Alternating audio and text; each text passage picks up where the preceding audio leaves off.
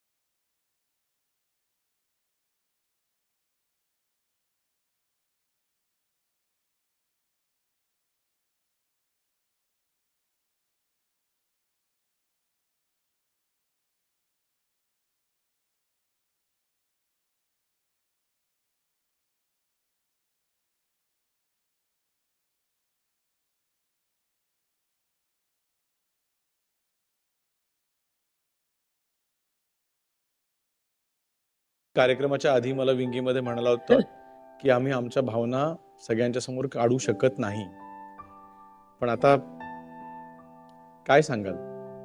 वेल, पवार फॅमिलीमध्ये इमोशन्स दाखवायचा अधिकार नाही आम्हाला बाहेर, आणि मी तरी प्रयत्न करते ना दाखवण्याचा।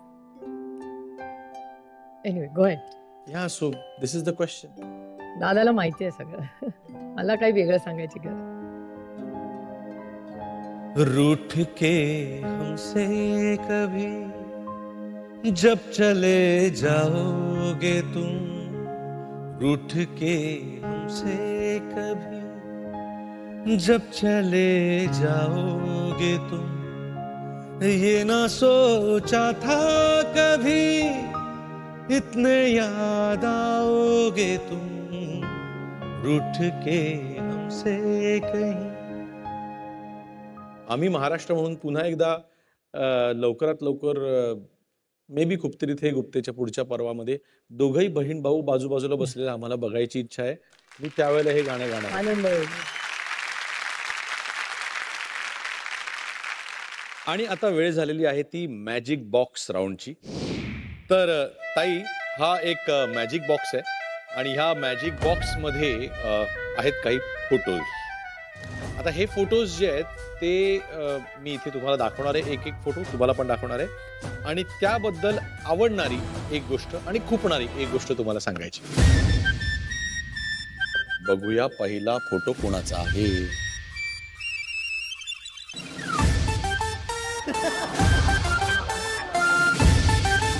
चंद्रकांत दादा पाटील, ते आमच्या जिल्ह्याचे पालकमंत्री आहेत। बरोबर। आवडणारी गोष्ट की ते भेटले, खूप खूप चांगल्या गप्पा मारतात आणि खूप माझं त्यांचं भेटल्यावर खूप चांगलं असतं। हां, न आवडतं मी पालकमंत्री म्हणून मला बरेच दिवसात भेटले नाही आहेत आणि आमचा फंड राहिलाय। झी5 ॲप डाउनलोड करा आणि पहा सर्व एपिसोड्स एकदम फ्री। कधीच नाही चुकणार तुमचे फेवरेट टीव्ही शोज झी5 सोबत, तेही एकदम फ्री। अमित शहा साहेब। अमित शहांचा चांगला गुण म्हणजे ते जेव्हा मी पार्लमेंटच्या वेळी जेव्हा त्यांना मी वेळ मागते ते मला लगेच वेळ देतात। अच्छा, तो त्यांच्यातला चांगला गुण आहे जो आहेच। म्हणजे मी फार वेळा जात नाही, पण जेव्हा काम असतं तेव्हा मी जाते, तेव्हा लगेच ते वेळ देतात। वा, तो चांगला गुण। आणि आता खुपणारी गोष्ट मला प्रचंड त्यांनी खोपणारी गोष्ट, ज्या पद्धतीने मणिपूर त्यांच्या डिपार्टमेंटने हँडल केलंय ते मला खोपणारी गोष्ट। वा,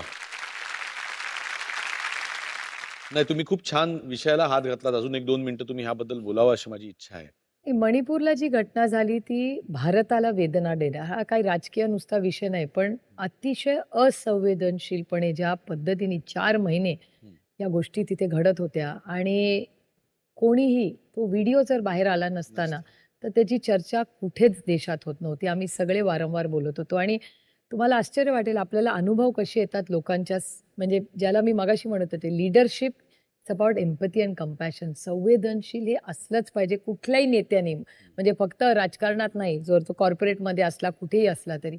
मी एअरपोर्टवरनं येत असताना एक त्या मुली ज्या महिला चेकिंग करतात ती एक मुलगी होती आणि मला लक्षात आलं की नॉर्थ ईस्टमध्ये होती. मी असंच तिला गंमत म्हणून विचारलं की तुम्ही कुठल्या आहात? तर म्हणल्या मी नॉर्थ ईस्टची आहे. म्हटलं ते दिसतंय पण कुठल्या भागातलं? ते म्हणले मणिपूरमधली. म्हटलं तुमचे आई वडील कुठे आहेत? मग मणिपूरला आहे. ती म्हणली हो. म्हणली पण मी वर्दीमध्ये माझं सांगू नका कुणाला आहे. म्हटलं नाही नाही मी काय नाही बोलणार. पण ती म्हणली प्लीज तुम्ही पार्लमेंटमध्ये सगळे पूर्ण ताकदीने आमच्यासाठी लढा. माझ्या वडिलांना डायबिटीस आहे. त्यांना औषध वेळेवर मिळत नाही. माझी आई भाजी, ब्रेड, पाव जे काही विकत आणायला इतकी महागाई झाली आहे की त्यांना अन्न मिळतं पण परवडत नाही. आणि मी इथे ड्युटीवर आहे.